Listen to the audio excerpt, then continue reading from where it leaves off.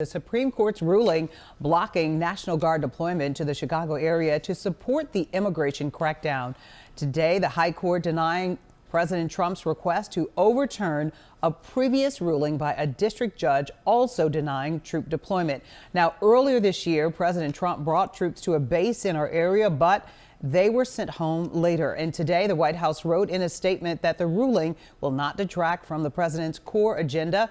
Both Governor J.B. Pritzker and Mayor Brandon Johnson applauding the ruling. We're also updating breaking news from Chicago's Loop. One man is dead, another wounded after a shooting on the CTA Pink Line train at the Washington and Wells station. Well, it started as a fight between a man armed with a knife and two victims. Well, the suspect got away and is not in custody. ABC7's Rob Hughes reports on the growing safety concerns on the transit system. People have been going about their day here underneath the L, mostly unaware of the shooting that took place here earlier this morning. Still, scrutiny surrounding passenger safety on the CTA continues to grow after one man is shot dead and another is wounded. CTA trains in the Loop appear to be running normally, hours after an early morning shooting on the Pink Line that left a man dead and another injured. I take it frequently, and the later you get in the day, the worse it gets in terms of safety. According to Chicago police, just before 1:30 this morning, the two victims were arguing with another man who was armed with a knife. Police say the fight turned physical and one of the victims pulled out a gun. At some point, the offender took the victim's gun and fired shots, killing a 44-year-old man who's since been identified by the Cook County Medical Examiner's Office as Raymond S. Harrison Jr. The 23-year-old man was shot in the wrist. I feel like sometimes in our world it's all getting a little too crazy.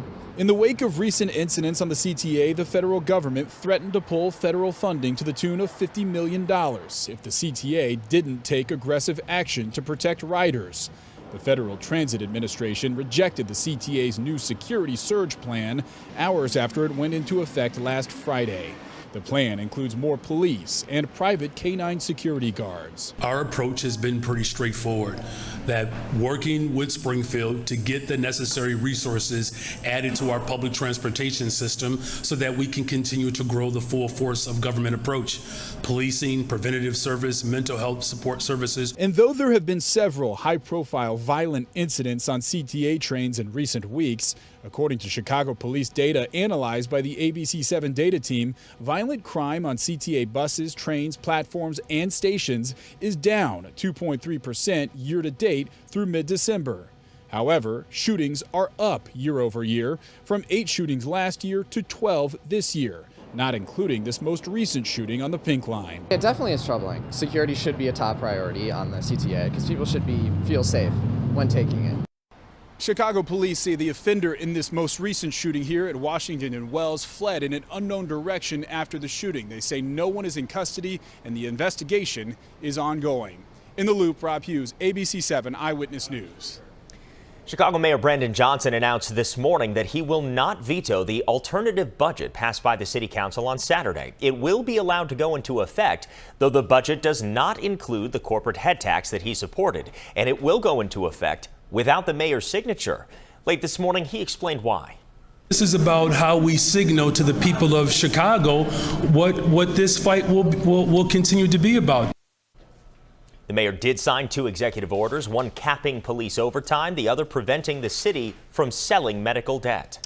All right, it's Tuesday, the Christmas Eve. 48 hours, Santa will be coming down the chimneys all over. He's going to need some good weather. The sun was shining today. People are traveling, hitting the roads. It's going to be busy out there. So many people just walking outside because it was such a gorgeous day. It's still 44 degrees at O'Hare. And Cheryl, I know we have pretty good weather for the Christmas holiday. Oh, it was absolutely gorgeous today. The warmest day so far this month. 54 was our high. Temperatures outside right now still in the mid-40s, closer to the lakefront, out to the west, beginning to drop off into the 30s. But clouds on the increase here as we go into the overnight. We're also going to be monitoring the threat of some areas of drizzle and some light raindrops as we head into the day tomorrow for our Christmas Eve. But there you can see our high of 54, yesterday 44, and well above the average there of 35. Taking a look at the calendar for the month, warmest day today all of that cold weather and snow that we dealt with earlier in the month. We're catching a break from that. Mild conditions expected for the holiday.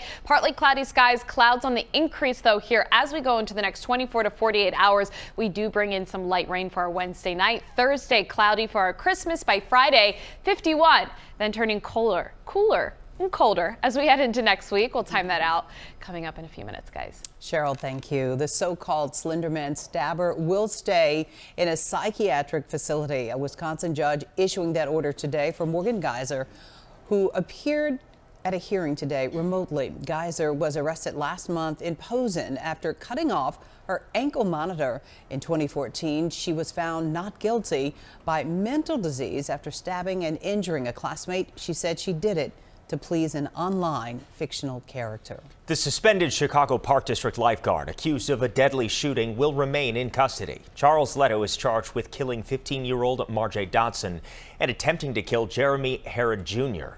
Police say Leto shot both teens at Douglas Park in June. His lawyers claim it was self-defense, saying he believed the teens were going to try to rob him. A lawyer for Jeremy Herod Jr. claims that's not true.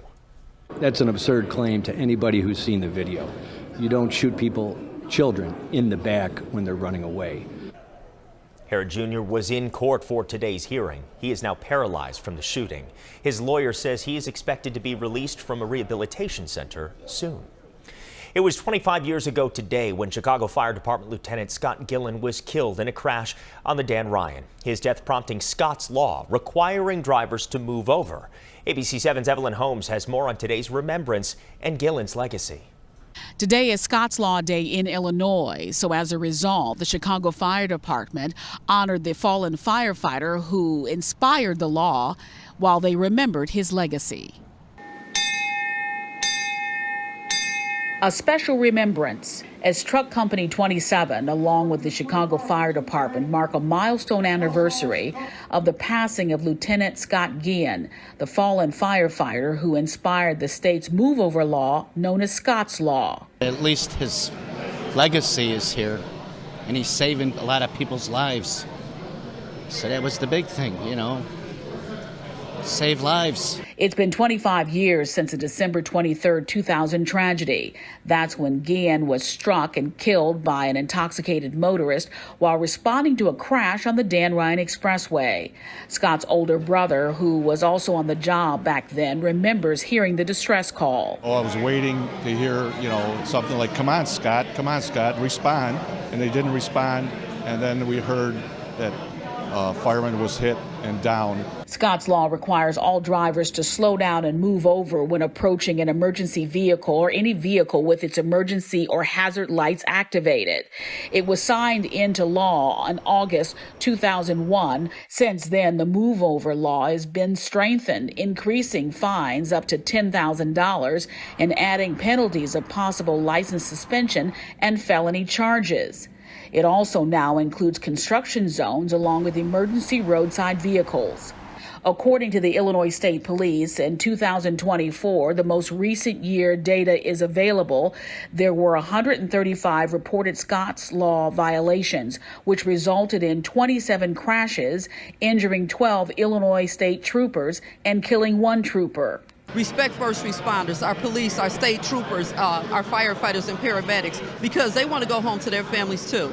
Those here say that they hope awareness about the law will grow in order to save more lives.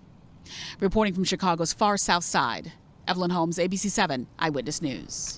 Thank you for that story. Beautiful tribute there, Evelyn. Thank you. Another construction milestone today at the Obama Presidential Center. Well, this morning, the crews began to install the 5-foot-tall concrete letters from President Obama's "You Are America" speech. Now, the words come from President Obama's 2015 speech in Selma, Alabama, marking 50 years of the civil rights marches. This is a rendering of what the letters will actually look like when mounted on the museum's south and west facing corners. Installation is expected to take about 6 weeks. Coming up next, people trying to lose weight will soon have a new medical option without a needle. Dry January, it has begun growing in popularity. So tonight, we have a local doctor joining us live in our State Street studios to talk about the impact of alcohol on your body. But first, a new batch of Epstein files released today. What's inside the thousands of documents?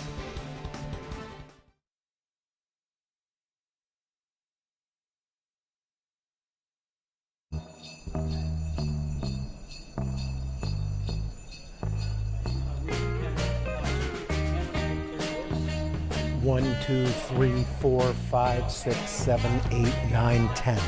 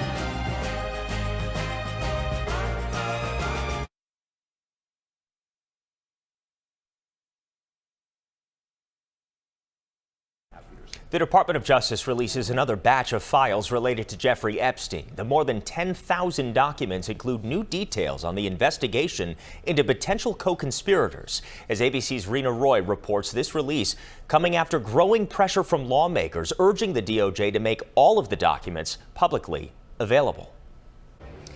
Mark and Cheryl, in this latest release, there's at least one email mentioning President Trump, but the DOJ is downplaying some claims in these files, calling them false and unfounded.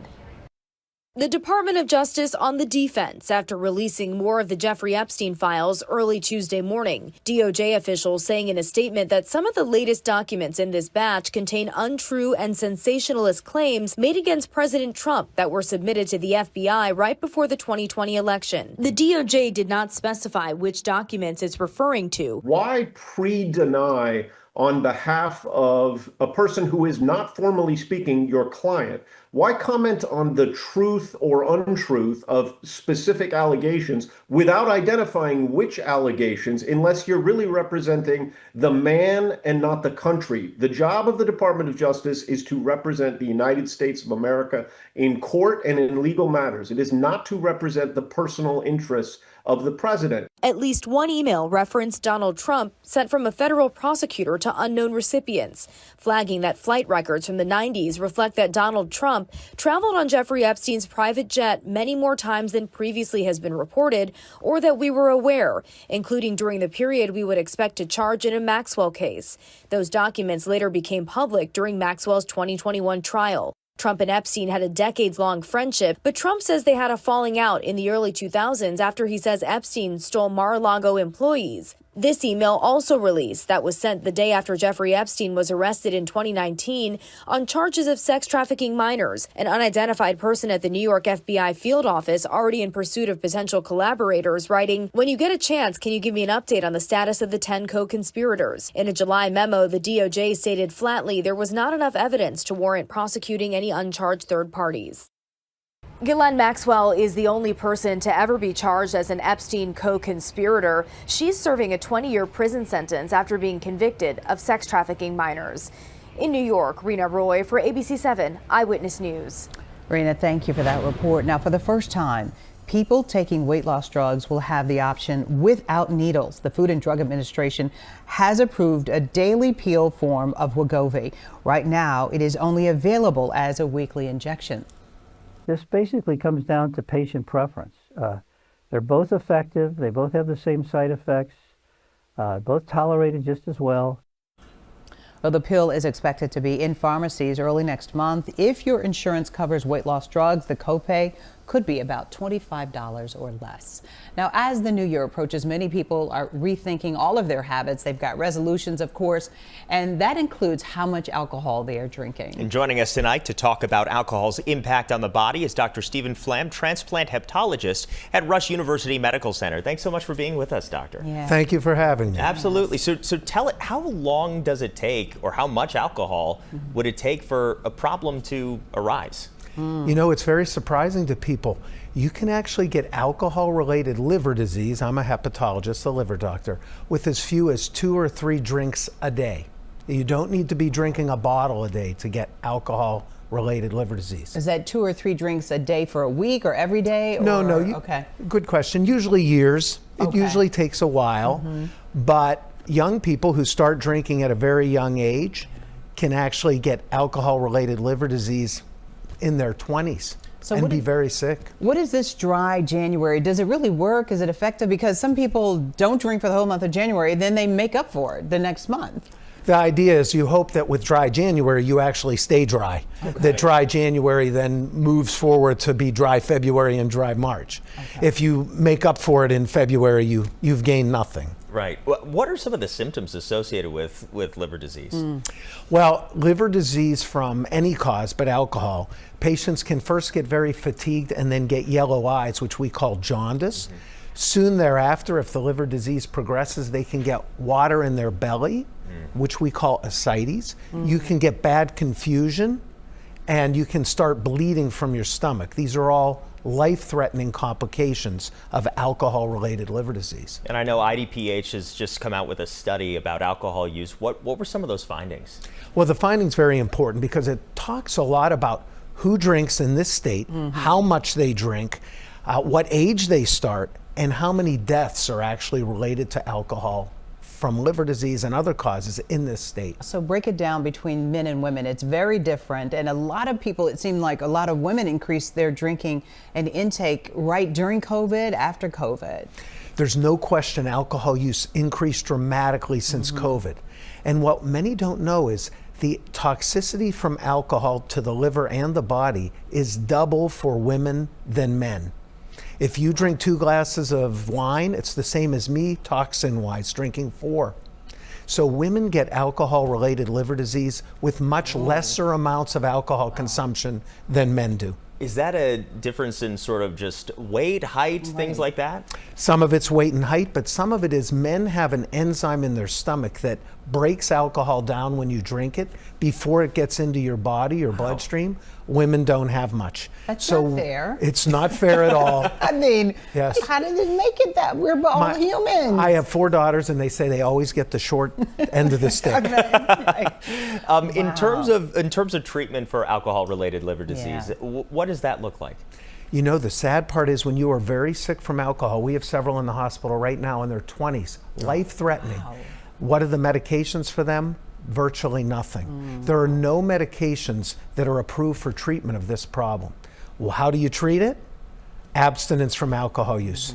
It has to be dry every month. Go ahead. No, people struggle. They really struggle to stop drinking, and it's very sad because if they do, the liver can recover. You know, the liver is the only organ in the body that can regenerate. If you stop hurting it, it actually can come back.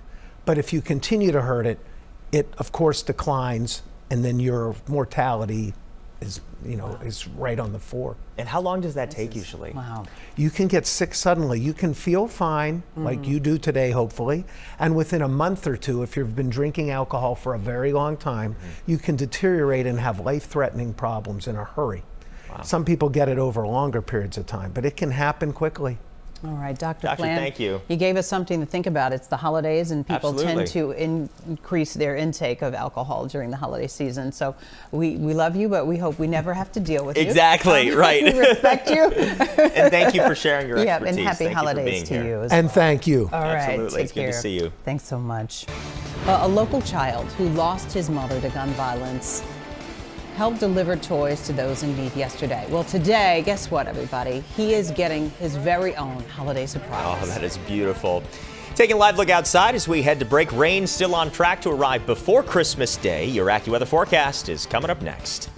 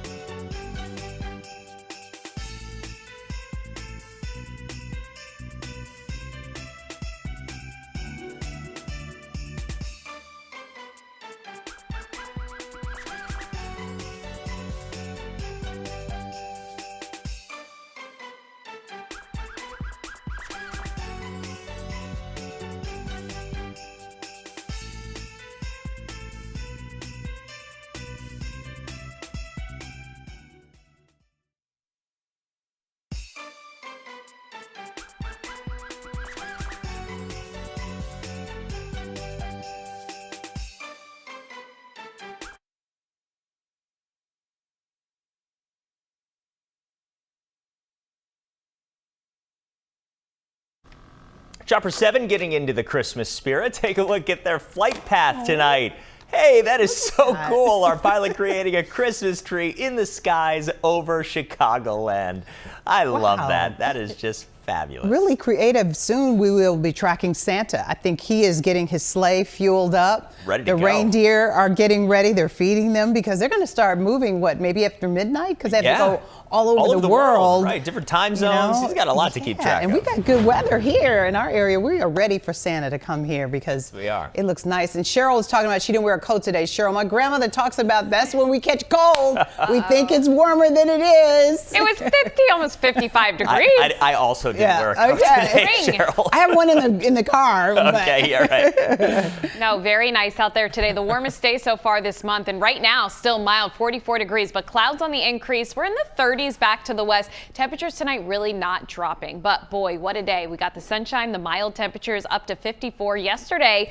44. The average 35. We do stay above average through the holiday. And notice today, that high of 54 making it the warmest of the month, making up for a little bit of the blast of Arctic air that we dealt with for the first half of this month. The average temperature so far 24 degrees. That is still below average by about 7.5 degrees. So the cold weather is still winning out, but we'll make up some ground this week. Satellite and radar showing those clouds out there, and then up to the north and west is our next weather maker. That will continue to get closer as we head into our Christmas Eve and Christmas Day time frame. But into the day tomorrow, we're looking mainly dry for most of the day. Temperatures climbing back into the 40s, some drizzle, some light showers developing later in the day after about 1-2 o'clock, but just some light scattered showers. And Christmas Day also mainly dry, temps near 40 degrees. But again, cloudy skies, that lack of sunshine, and a little bit of a dreary vibe outside, but that's okay. We'll be home with the fam and the friends enjoying the holiday. Here's the timing. You can see Futurecast bringing those scattered showers in for our Christmas Eve as we go through the afternoon, early evening. Few and far between. Just some scattered rain as we head into Thursday. Mostly dry here, but again, some low-level moisture could provide some drizzle throughout the day at times. And then as we go overnight Thursday into Friday, the next system arrives. Watching this front, it stays to the south, but then it lifts to the north, gets closer as we head into early Friday morning. So temperatures will be the warmest Friday morning, climbing through the 40s into the low 50s and then dropping into the 40s. Big travel issues potentially here out west. If anyone's traveling to California, especially LA, Southern California, we've been talking about this storm. Several inches of rain here expected. Life-threatening flood conditions not out of the question with all of this rain that's going to be falling close to San Bernardino Valley as well. That could be a major issue. And it's not just Wednesday into Thursday. Thankfully, the rain becomes more scattered and it does lighten up a bit as we go into the Christmas holiday, but it's still continuing to stream in. This is going to definitely be problematic, especially with all the burn scars from the wildfires and things like that. So flooding will be a huge concern out in Los Angeles and the surrounding areas. Please heads up if you're traveling out west. With that rain, it could cause some travel delays. Here at home, nothing major. Temperatures mild, above average. Into the weekend, we started off a little gray, but we get the sunshine by Sunday. And then we are looking at some colder conditions, a return to near normal as we head into next week, and still eyeing that New Year's Eve forecast. It's tough to say right now. Models are a little all over the place. Some are showing very cold conditions. It's the timing. Will it arrive by New Year's Eve or shortly thereafter? But it's coming. Either way, it's coming. Either way, there are some good signs of cold air coming. But you guys got the great New Year's Eve dance coming. It's going to be outside this year in Chicago. We need weather like today. Well, yes, they will be outside. I know. Terrell and I will not be outside.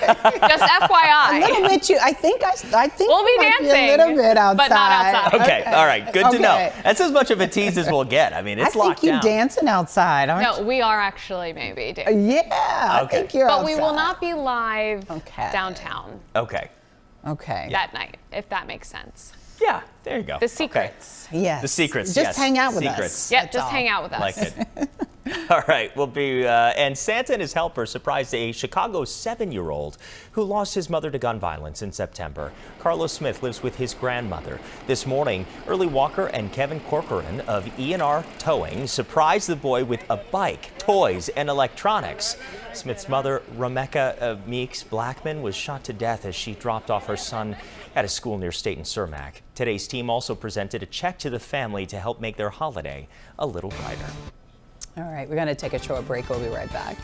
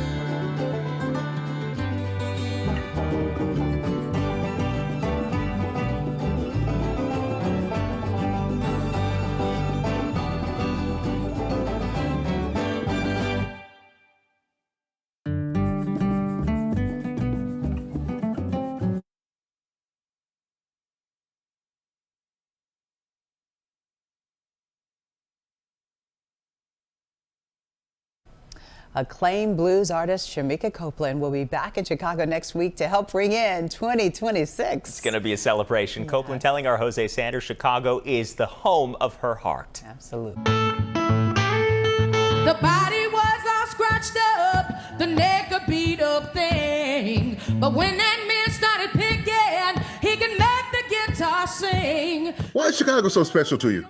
I tell you what, when I was a young 20-something, I moved to Chicago because I was born and raised in New York. That city, everyone there, they just accepted me with open arms in a way that I never expected before in my life. You know what I mean? That's why it will forever be my home because of that. I mean, I always say Chicago is no one's second city. It's the first as far as I'm concerned. And I love it. Jesus just left Chicago.